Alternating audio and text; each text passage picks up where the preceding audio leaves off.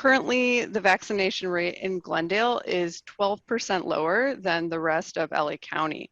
So by participating in this program, you can make an important difference on those numbers.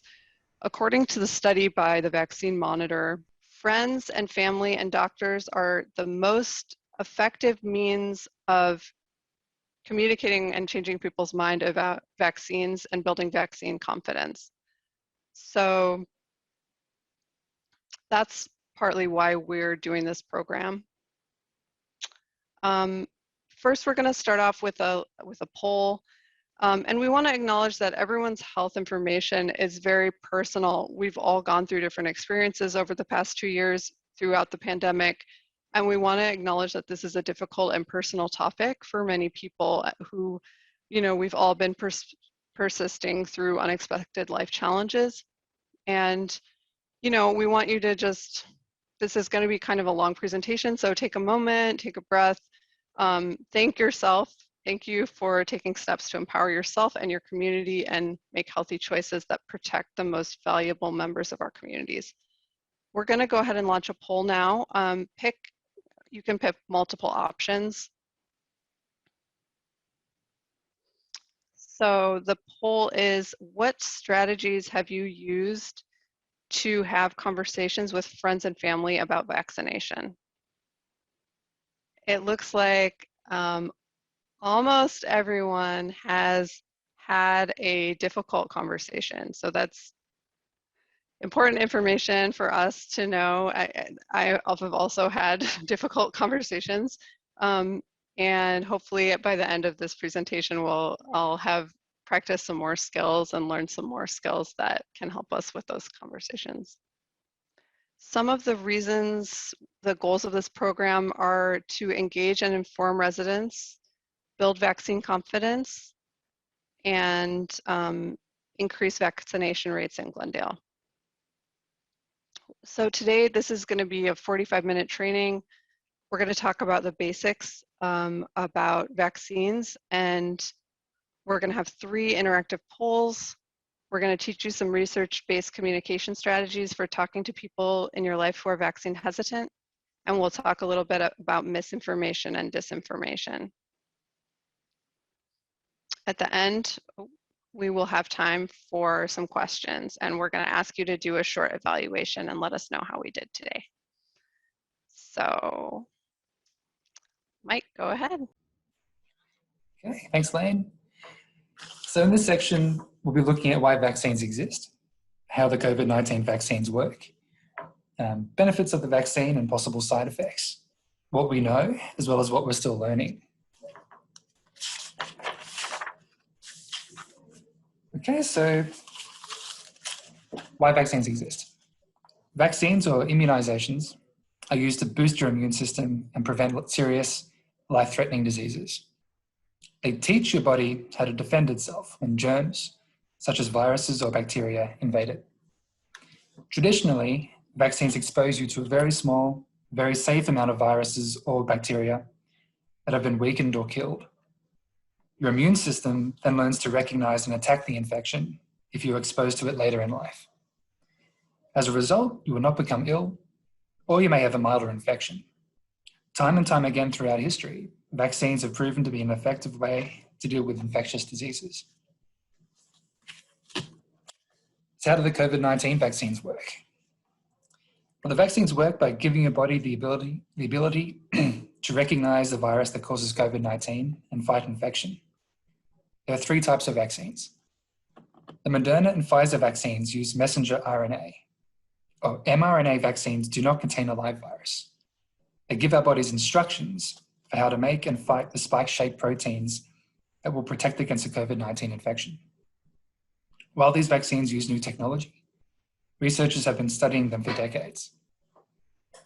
Johnson & Johnson's Janssen vaccine is a viral vector vaccine and it also does not contain a live virus.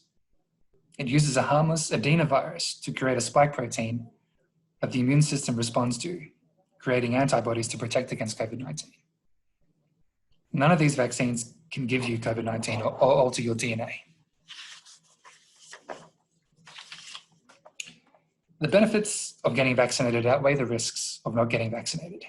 To illustrate this, unvaccinated people are 4.5 times more likely to be infected with coronavirus compared to with fully vaccinated people. They are over 10 times more likely to be hospitalized with COVID-19 and 11 times more likely to die of the disease. Breakthrough infections, which means getting infected after being fully vaccinated, are expected because no vaccine is 100% effective. Additionally, the chances of dying from COVID-19 after being vaccinated are extremely rare. The virus also can cause little understood long-term health complications known as long COVID or post-COVID syndrome.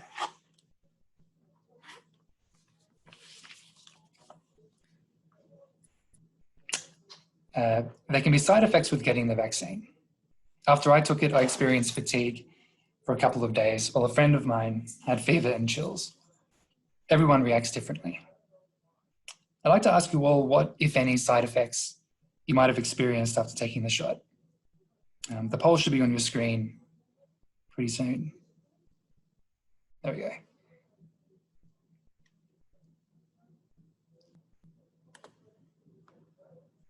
Thank you. Okay, so looks like most of you got fatigue, bit of muscle pain. A couple experienced no side effects at all. Headache, yes.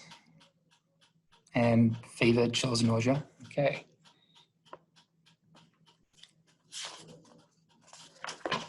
Very good. So these side effects may happen within a day or two of getting the vaccine. They are normal signs that your body is building protection. It should go away within a few days. Long-term side effects are unlikely.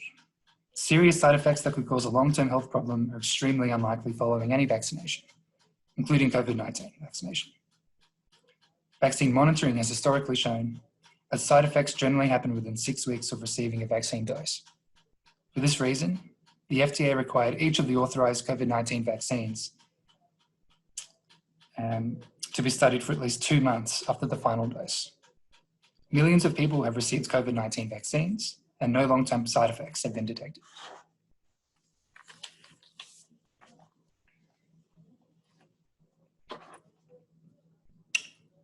And what we know, what we're still learning. So what we know, if you're fully vaccinated and become infected with the Delta variant, you can spread the virus to others. And people with weakened immune systems, including people who take immunosuppressive medications, may not be protected even if fully vaccinated. What we're still learning, we're learning how long COVID-19 vaccines protect people and how effective the vaccines will be against new variants of the virus that may arise.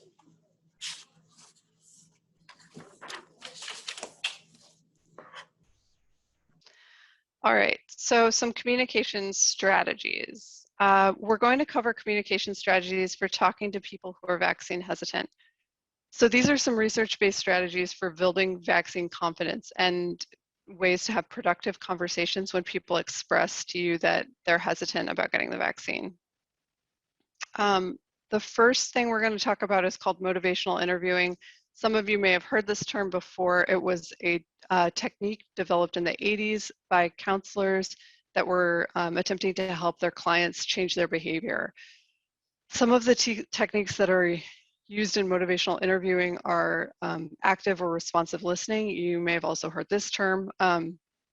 So ways to practice active listening include showing the person that you're paying attention. So making sure your phone is put down, it's on silent, you're not getting interrupted, you're making eye contact with the other person that you're talking to. Stay curious, revise what you are saying to the other person based on what they're hearing, what you're hearing from them. Practice verbal and nonverbal cues, reflect back what you're hearing, and you're reflecting back, but you're not agreeing with their choice to not get vaccinated. So it's a fine line. You want to empathize with their emotional state, and let them know that you hear them. You can literally say, I hear you.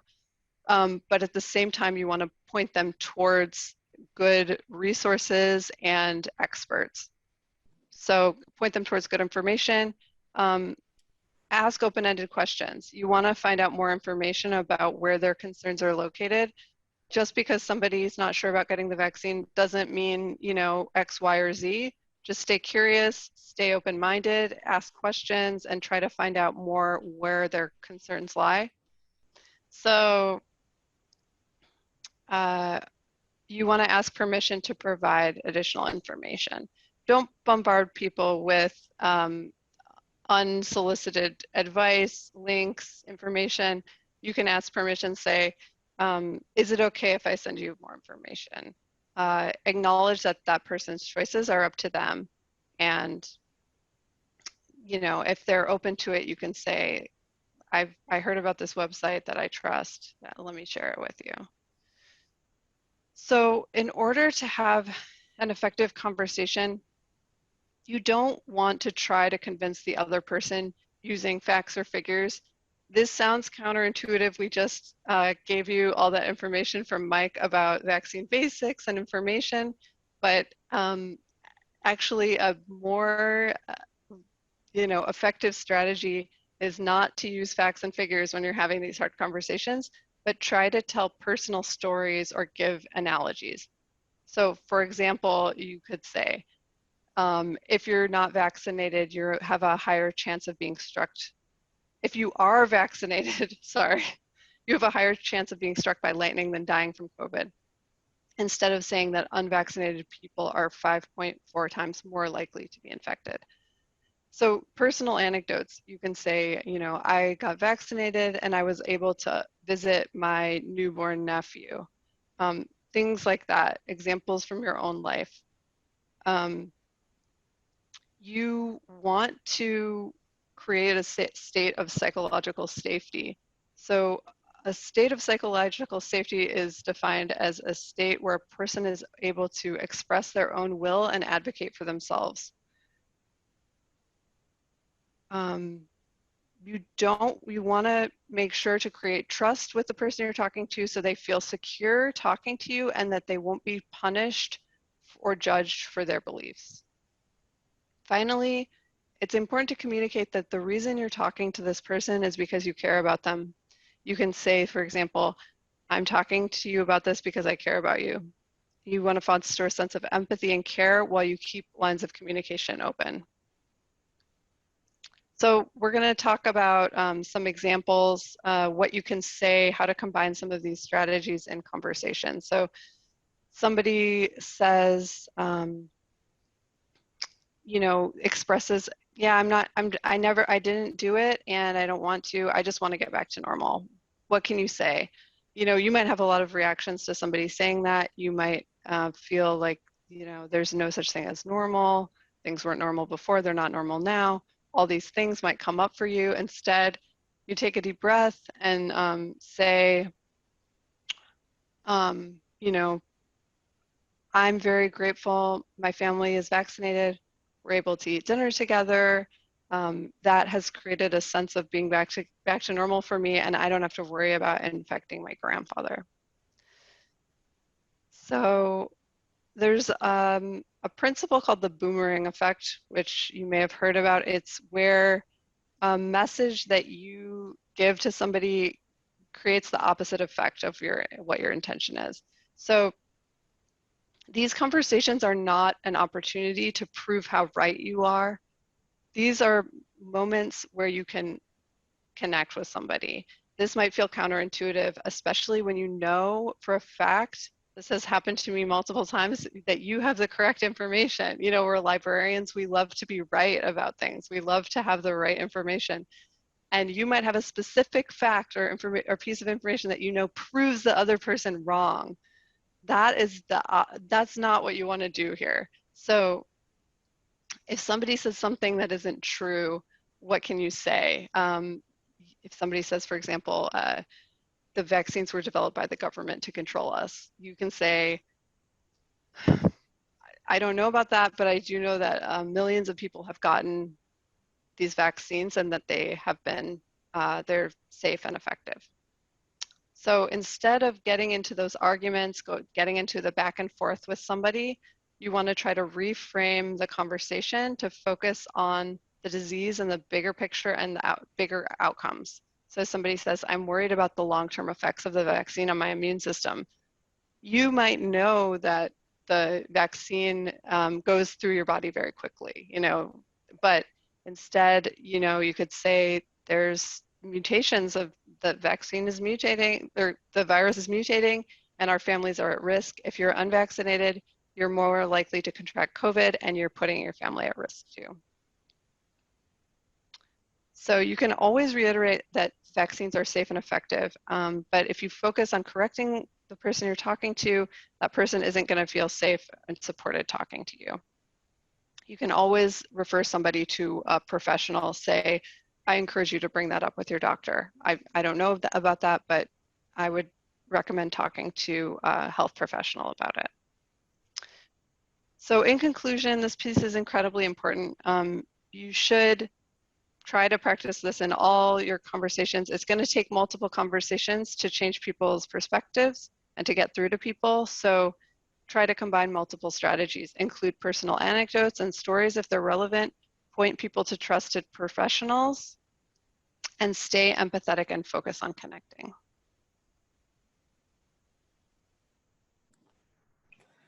All right, very good. Thanks, Lane. So this part's about misinformation and disinformation and confusion. So the world is rife with misinformation, disinformation, and confusion. Information regarding COVID-19 is no exception. First, let's look at the terms. Misinformation is defined as false information that is spread regardless of intent to mislead. So this can happen innocently, such as sending a friend wrong information about vaccines, but not realizing that it is wrong. Disinformation has a noticeably darker meaning, defined as deliberately misleading or biased information, manipulated narrative or facts, and propaganda. The following slides will delve into how to identify fake information and will feature examples of COVID-19 misinformation or ideas or beliefs that people have that are untrue. We've put together common examples of COVID-19 statements that you may come across. Now, let's look at an effective way to evaluate a resource.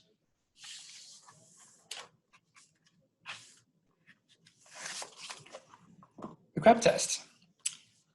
Some of you may have heard this term before, but it's a great way for people to evaluate what they are reading. This is something you can alert your friends and family to so they have the tools to identify misinformation and disinformation. Let's take a closer look at this. Currency. The C stands for currency. This relates to the timeliness of the information, such as when was the information published or posted. Relevance. This refers to the importance of the information for your needs. Authority is about the source of the information, such as asking who is the author, publisher, source, or sponsor. Accuracy looks at the reliability, truthfulness, and correctness of the content by asking, where does the information come from? And is the information supported by evidence? Purpose refers to the reason the information exists by examining what is the purpose of the information? Is it to inform, teach, sell, entertain, or persuade? This is just one of many ways to verify and vet information. Check out our app and toolkit for more information, which we will provide in the chat. I think it's been provided in the chat already, actually. Okay, so I think it's time for another poll.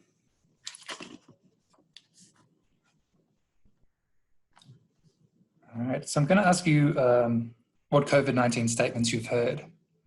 You can select from the list or click other if you've heard something else.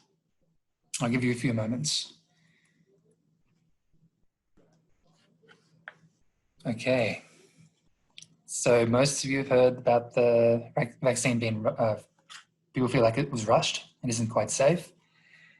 Had a couple about people feeling like they've already had it, so they don't need it, they don't need a vaccine. Or that they're young and healthy, so they don't need it.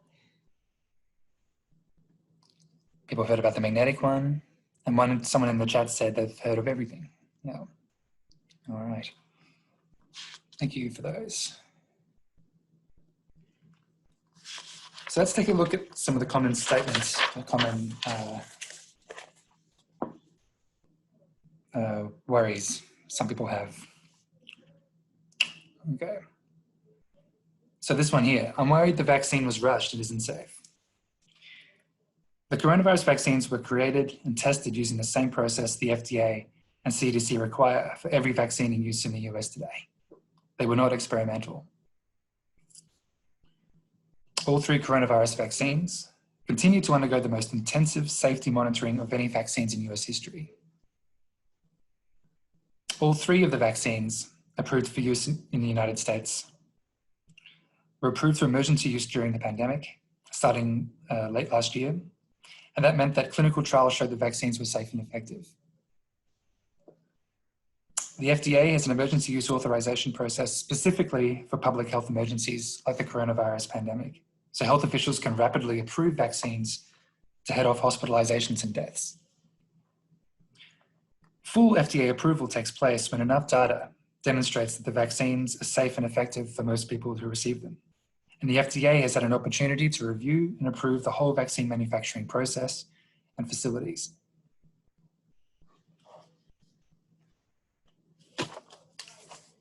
All right.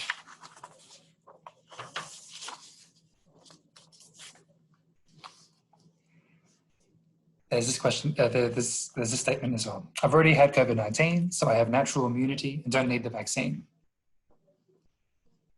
So with this, you should get vaccinated, even if you have already had COVID-19, because research has not yet shown how long you are protected from getting COVID-19 again after you recover from the infectious disease.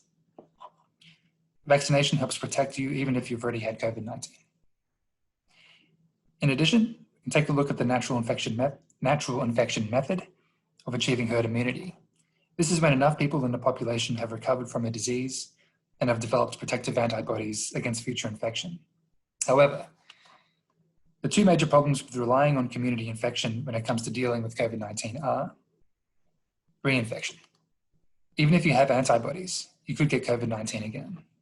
In fact, you're twice as likely to get infected again if you are twice as likely to get infected again if you are unvaccinated. The other problem is health impact. Experts estimate that in the US, 70% of the population, more than 200 million people, would have to recover from COVID-19 to halt the pandemic. This number of infections could lead to serious complications and too many unnecessary deaths, especially among older people and those who have existing health conditions. The healthcare system would quickly become overwhelmed. Okay. This one, I'm young and healthy, so I don't need to get vaccinated. If you're young and healthy, you could get infected and recover, but you might not. Your immune system alone might not be sufficient to protect against severe illness and death. Your asymptomatic or mild case could also lead you to infect others who might not be so lucky.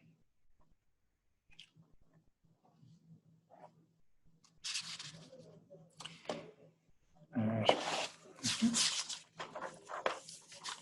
I'm pregnant and I don't know if I should get vaccinated. There isn't any evidence that getting vaccinated isn't safe for pregnant people, while studies have shown that pregnant people are more likely to suffer serious illness from COVID-19 compared with those who aren't pregnant. Researchers found that pregnant people with COVID-19 are more likely to suffer pregnancy complications and preterm birth.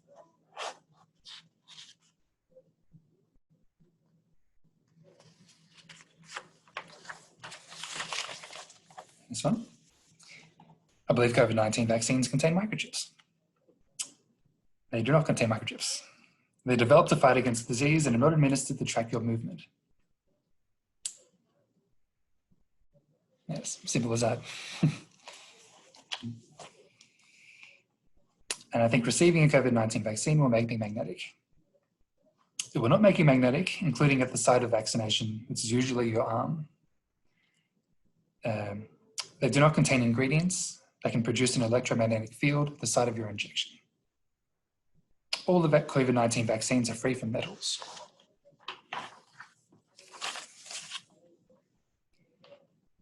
So there are many stories out there from people who have expressed regret about not being vaccinated. Some have lived to fight another day, and others haven't been so lucky.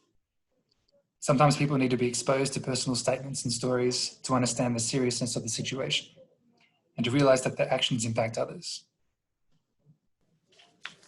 All right. So that is the end of our presentation today. Congratulations, everyone. You have completed our vaccine influencer training. We would also like to just let you know about a couple of these resources that we developed. So the Beanstack is our app that you can use to complete challenges and get little badges, and then they further build on these skills, and it's similar information to what we presented here today. And then the toolkit I previously spoke about. We're in the question section. I know someone had a question that somebody else kind of addressed in the chat, which was great. We unfortunately do not have in-depth medical training. We don't really, we're humble librarians. We can point you to other good sources of info. We did consult with a doctor when we made this training. So if there are more, specific questions, we could follow up with him. Last training, we had a nurse practitioner who was in attendance who was able to address some of the more specific questions about vaccines. So if there is anyone with relevant medical training with us today who wants to participate, feel free. But if you have any questions, feel free to unmute yourself and ask, or go ahead and put them in the chat.